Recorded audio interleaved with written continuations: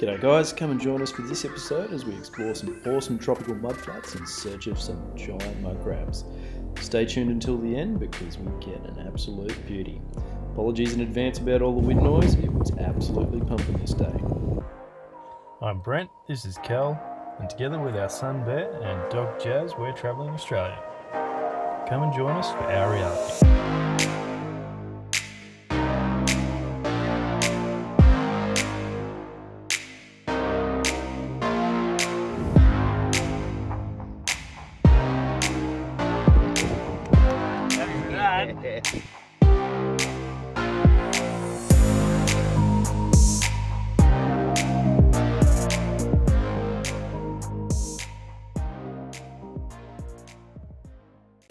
Alrighty, so we're just giving it a bit of a nudge today, trying to get some mud crabs here on the island.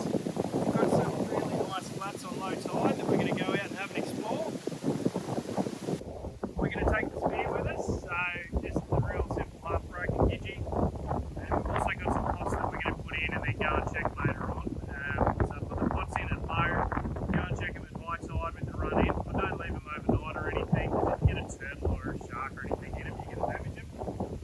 So we check them regularly. But yeah, we'll bring up the pots. I'll show you how we do them pretty simply, and then we'll go out and chuck them in.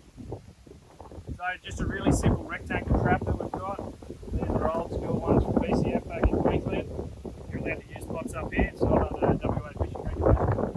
They simply flip over like that. All I've done for when I'm chasing muddies, it's got some good quality gutter guard, and just zip tied it on, so I put that on the base of the pot. I don't have to muck around with my bait every time. And being where we are, a little coral trout frame for bait. Straight in. Doesn't really matter what type of sticky fish bait you can get. Always found the oilier the better, but honestly they go for any of this stuff. It's just about getting it in the water and letting it soak with it. It's an actual crab. That'll do it. And then I just use these bait clips to lock it in. It doesn't need to be too fancy, guys. Don't worry about it being pretty or not. And it's simple as that. The skin for extra taste. That's on the bottom of the pot. It needs to be down on the bottom of the pot with these so that they actually have a reason to go in. I'll lock that over. I also tie the rope onto the middle, not on the ends. Sometimes if you've got a crab that's half in and it's holding it down, you pick it up from the end, it'll tip it out. So always from the middle, you can lift it straight up when you get it. The ends of these pots too, they stretch out. You'll see I put a couple of zip ties just to tighten up the mouths of them a bit. So once the crab's in, it doesn't get out as easy. These pots work, they're super cheap, they're quick catches, but you leave them in for 24 hours, you'll lose the crabs. Go put them in.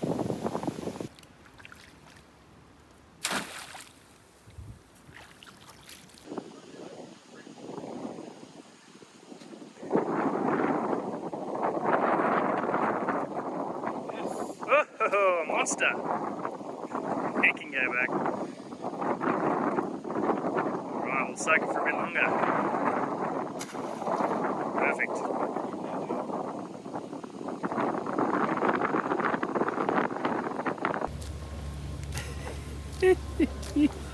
Graceful as they come. Good job, mate. Good job.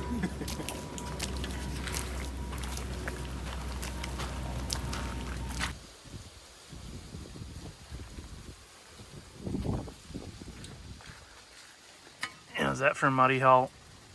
I don't think we'll be able to get them out. You can see all the fresh diggings from it. There'll be a crab in there for sure. We'll have a crack. Wake him up. Be in there.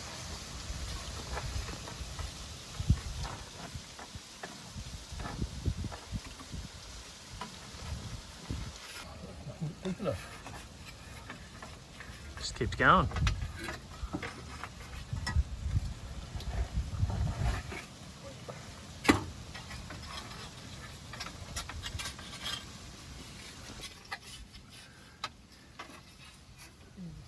Nobody home. The tropical islands that we're exploring at the moment are home to thousands of green and hawksbill turtles. Unfortunately, what happens on these massive spring tides, which are great for chasing mud crabs in the flats, We also see lots of turtles stranded up on the low tide. Fortunately, they only have a little while to wait there, and they're actually okay. It's awesome fun to go and explore and check out what's actually around though, and see some of these beautiful creatures up close and personal.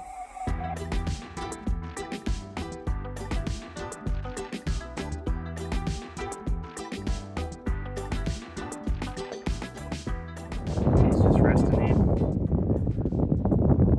Tugging up the tides. You can see he's done a loop. But unfortunately he chose shallower rather than deeper. Nothing we can do for him. He's much too big to try and get back in the water. But he's going to be okay. The tide's turning very soon. Yeah, right, buddy. Big tail on him. It's a male. Just having a walk in the mud flats to see if we can find some muddies up here. Found a nice bit of rubbish, thought we'd check and see. I reckon I've got one under here, just got the spear. And he's definitely having a clang at it. Try and get him out without spearing him, but I might have to. We don't have a hook.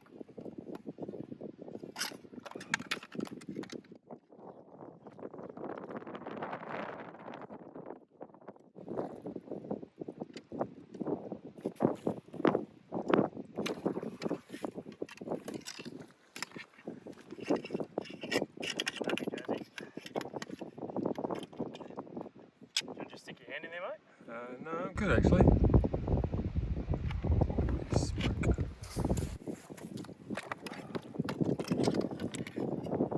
Just the baby.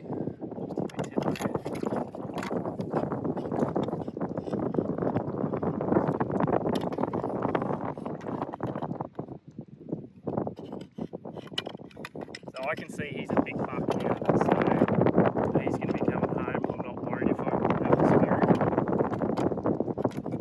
You can tell by the size of the claw on him.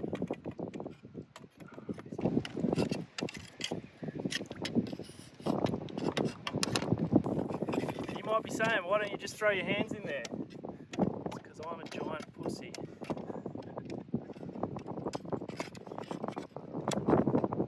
Value my fingers. The size of that claw that came out, I put my finger in there either.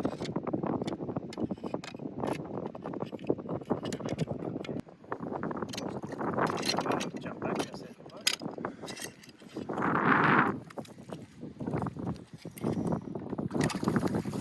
Hey.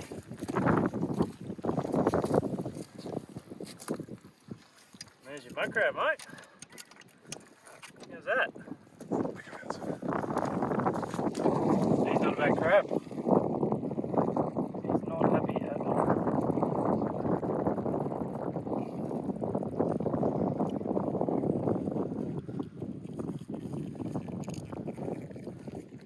There you have your Cocos mud crab. Nice big buck. And these things are so much tastier than the ones on the mainland for some reason. I think it's just the nice clean water and that we get up here. But he's an absolute ripper. Beautiful buck. You can see the size of his claws next to the fist. He's quite strong. So you can tell the male with the nice pointed bottom underneath. That's where his bits are. And the way to check these guys if they're full or not, just give it a nice push down on here. He's nice and solid. He's still trying to get away. He's nice and strong too. But no, he'll be full of meat, nice and heavy. So he's coming home. We'll dispatch of him.